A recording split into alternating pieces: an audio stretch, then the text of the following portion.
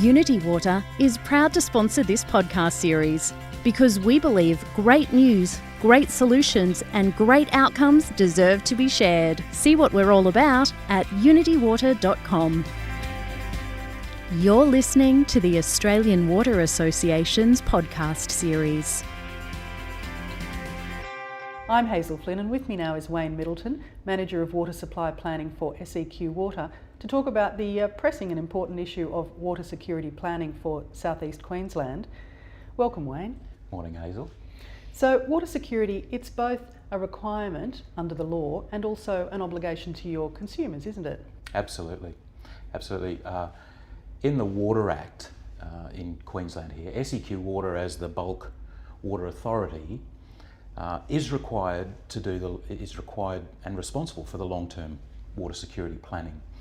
It's something that we would be doing anyway under our obligations, but the water security plan itself is a 30-year forward-looking document that we develop, not by ourselves. We take the lead in collaboration with our service providers, with our regulators, and in particular with the community, to gather all that information and make sense of that, to be able to detail our plan for providing safe and adequate water for the next 30 years and overcoming and putting scenarios in place around the challenges that sort of time frame represents. Well, let's talk about those challenges, because one of them is certainly population. You're currently servicing something like 3.5 million residents, and that population is growing. So talk about population for us and movements and what kind of challenges that poses. Yeah, indeed. So our current plan, which was launched in 2017, takes us out 30 years to the 2047 period. And in that period of time, we see our population reach over 5 million. Our current forecast shows us in the SEQ being more than 5 million people in that period of time. So yes, the challenges are around where does that growth happen? Is that growth close to existing assets, being treatment plants or pipelines or dams? And what sort of assets would we need to contemplate in that period of time to meet the demand of the 5 million people? One of the big aspects that we're starting to move through our water security plan is the realisation that building dams, building natural storage reservoirs is not going to be adequate in the long term. So we're looking and relying more and more on manufacturing water, whether that be desalination or whether that be recycled water. But we're seeing the need for those type of assets much more into the mix to be able to provide security to the population. Well, it's really a new way of thinking that's required, isn't it? I mean, the old way would have been, yes, build another dam, but that's simply not possible anymore. No, and our climate, we've built dams in the past in those areas within our region that have yielded well from rainfall. But even if you put the climate change lens over our long-term forecast, the variability around rainfall and the rainfall inflows seems to only be more challenging. So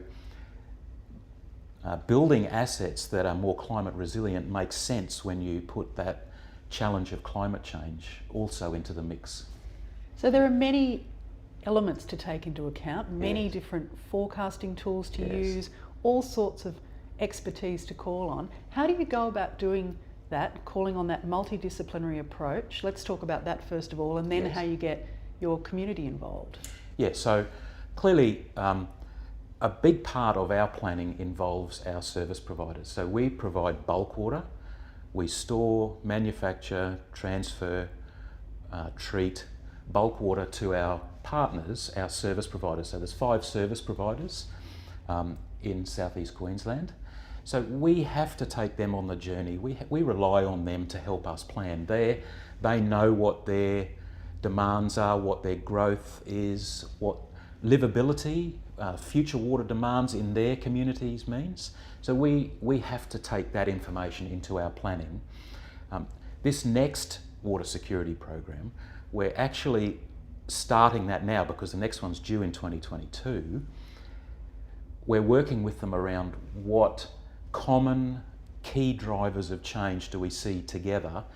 So hopefully we can actually use the same planning horizons and the same planning drivers across not only what Seqwater does, but what our service providers do too. And that will be a big improvement just in how we do planning in South East Queensland. And what about other external expertise that you draw on? Are there universities involved? There are. So part of that joint planning work that we're doing, we're widening the remit considerably to include some of the even tourism boards, industry bodies, farming and agricultural bodies, universities, local councils. So yeah, we're really trying to explore the limits of the water industry and the impacts of the water industry in the region as we start our planning now. It's an enormous task, really, isn't it? It's almost daunting in a way. It is, and we have a huge team at Seqwater of very, very experienced and skilled people, because there's a whole piece about, as we were talking, the collaboration and engagement piece, but there's also some very complicated and technical models and software platforms and data warehouses that we rely on to actually capture and interpret the information that we're gathering. Absolutely, and in the end, the solutions that you come up with will also need community buy-in, won't they? Oh yes. So that was the second part of a previous question, Hazel. We do also not only see the need, but take very seriously that community or end user consultation. So we have also developed a Water Futures program that goes alongside this period as we're developing the next water security plan, which will see us consulting and engaging with community much more to get not only to get their awareness higher in terms of where their water's coming from and how they're using water, but also their input into what they see as their input into our water cycle balance and into the demand, and what technologies they see coming, what uses for water they see, what saving initiatives and demand initiatives they would like to share or be part of the mix as we move forward. Because you really have to remain alive to every change, every possibility. Thinking back to a plan that would have been drawn up 30 years ago, there are so many factors that are now in play that wouldn't have even been considered then. They simply wouldn't have been apparent. Correct. Which is why we've embarked on this process, but every 5 years we update the 30-year plan. And it really does take us a significant amount of that 5 years just to, as you say, sit down and re-look at the drivers of change, the current long-term scenarios, and what we need to be really conscious of as we move forward. And it's interesting in those 5-year periods, even looking back over the last 5, how significant those changes have been just in the short term as we prepare for the next plan. Well, it's lucky you seem to have a lot of energy for it. I do. I'm very passionate about it. Yeah. It's fantastic. Well, it seems like it's in good hands. And good luck with your mission. Thank you very much. Thanks for joining us, Wayne. That's been Wayne Middleton, Manager of Water Supply Planning for Seqwater, talking to us about water security. And thanks for listening.